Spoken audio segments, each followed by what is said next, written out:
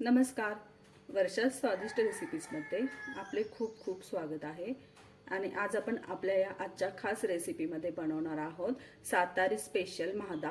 हा महादा अगदी 5 मिनिटात तयार होतो आणि अगदी खूपच कमी साहित्यात कमी वेळेत हा महादा तयार होतो. चला तर मग लगेचच सुरुवात करूया आपल्या आजच्या रेसिपीला. तर इथे गॅसवर मी कढई ठेवलेली आहे. कढई छान तापली आहे. तर यामध्ये आता मी ह्या किटलीतल्या जे छोट्या पळ्या असतात ना, त्या 2.5 पळ्या मी यामध्ये तेल टाकते.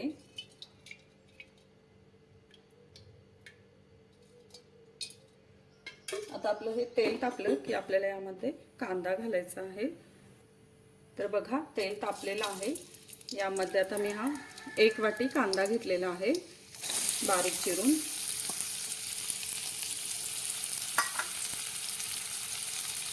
त्यानंतर लगेचच यामध्ये मी 1 छोटा चमचा जिरे घालते.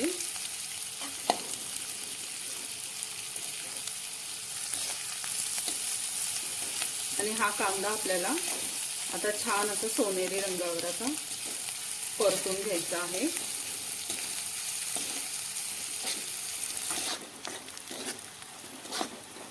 कांदा हा छान असा परतलेला आहे सोनेरी रंगावर. तर आता यामध्ये आपण 1 चमचा हळद घालायची आहे. त्यानंतर 1 चम्मच आपण ह्यामध्ये हिंग घालणार आहोत.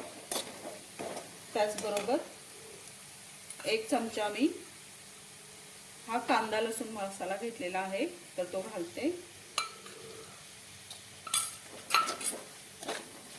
थोडासा मी जास्त घातलेला आहे, तर तुम्ही तुमच्या आवडीनुसार कांदा लसूण मसाला जास्त कमी घेऊ शकता.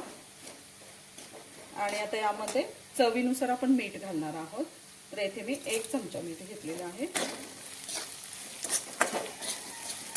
आता हे छान असं परतूया. तुम्ही बघू शकता छान याचा असा मसाल्याचा सुगंध पसरलेला आहे. तर आता सर्वात महत्त्वाचं यामध्ये हे शेंगदाण्याचं कूट आहे. हे मी 1 वाटी घेतलेलं आहे.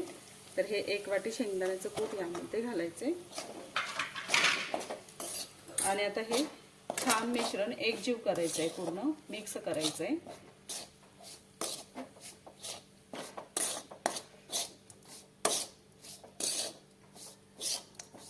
हां, तुम्ही बघू शकताय आता हे मिश्रण छान असं यामध्ये मिक्स झालेलं आहे, एकजीव झालेलं आहे. तर यामध्ये आता मी थोडंसं पाणी घालणार आहे, अगदी अर्धा पेला. त्यामुळे हा महादा हा छान शिजतो. म्हणजे पाणी घालून एक वाफ घ्यायची आहे याला.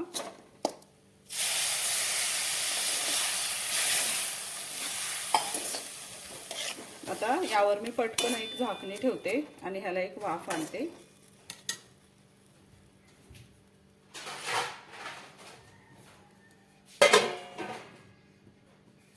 आणि अगदी 2च मिनिटं वाफ आणायची आहे याला.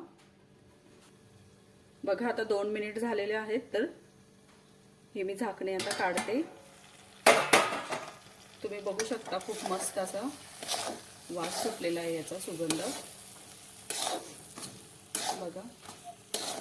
आता आपला हा महादा जो आहे तयार आहे. पण जर तुम्हाला हा महादा जर प्रवासासाठी न्यायचा असेल 2-4 दिवसासाठी वगैरे असं, तर तुम्ही यामध्ये पाणी अजिबात घालू नका. पाणी न घालता अशीच 2 मिनिटं वाफ आणा. त्यामुळे काय होतं, हा महादा जो आहे तो 4 दिवस सहज टिकतो. तर बघा कशी वाटली तुम्हाला माझी आजची रेसिपी आवडली असेल तर रेसिपीला जरूर लाईक करा, शेअर करा. आणि जर चॅनलवर जर नवीन असाल तर चॅनलला जरूर सबस्क्राईब करा. चला तर मग पुन्हा भेटूया अशाच एका मस्त चमचमीत झणझणीत रेसिपी सोबत. धन्यवाद.